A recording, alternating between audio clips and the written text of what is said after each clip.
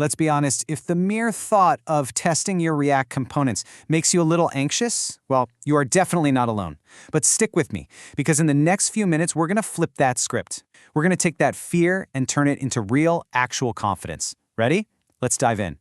So, does this sound familiar? You spend all this time writing what you think are really good tests. Then you do a simple refactor, rename a variable, maybe change a class name, and bam, half your tests are broken.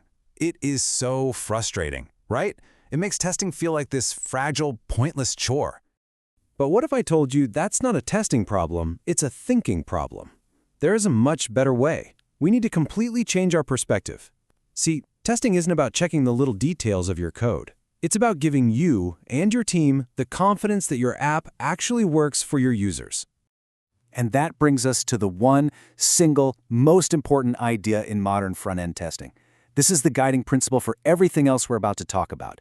Test the behavior of your app, not the little implementation details hidden inside. The amazing folks behind React Testing Library just nailed this philosophy with their motto. The more your tests resemble the way your software is used, the more confidence they can give you. This right here, this is our North Star. We want to write tests that act and think just like a real person using your app. Okay, so let's make this super concrete. On the left, we've got behavior. A user cares that clicking the Add to Cart button actually adds an item to the cart. That's functionality. On the right, implementation details. Your user has absolutely no idea what your state variable is called, and they definitely don't care about a CSS class. When you test the stuff on the right, your tests are brittle. They break when you refactor. But when you test the stuff on the left, your tests only break when the user-facing functionality actually breaks. That's the whole game. So, how do we actually do this? How do we put this big idea into practice?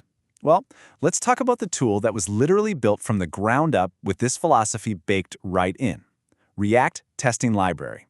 First things first, React Testing Library, or RTL, isn't a test runner. It's not a replacement for something like Jest or Vitest.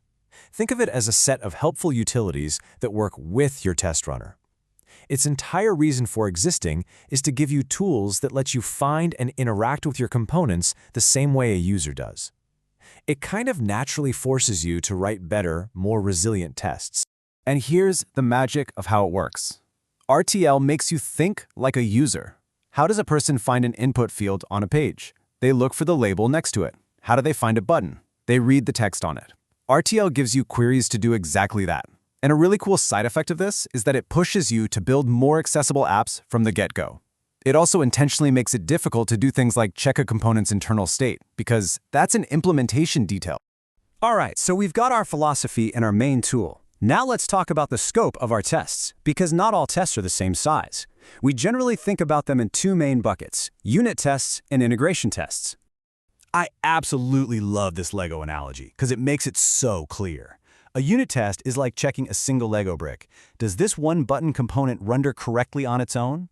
An integration test, on the other hand, is the finished Lego castle. It checks how that button and an input field and a summary box all work together inside a full checkout form. Thinking in terms of bricks versus castles is just a super helpful way to organize your tests. So we've talked about what to test and how to test it, but we haven't talked about the engine that actually makes it all happen. That's the job of something called a test runner. A test runner is basically the program that goes out, finds all your test files, runs the code inside them, and then tells you what passed and what failed. And for a very long time, the undisputed king of this world has been Jest. It's powerful, it's packed with features, and it's been the default for years.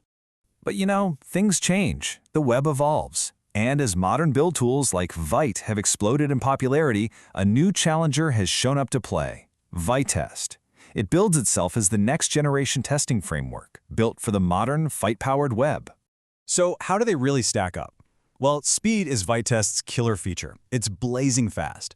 But for me, the real decider is compatibility. Vitest is Vite native. That means if you're already using Vite, it just works right out of the box. No crazy config files. Plus, it has a Jest-compatible API, which makes switching over incredibly simple.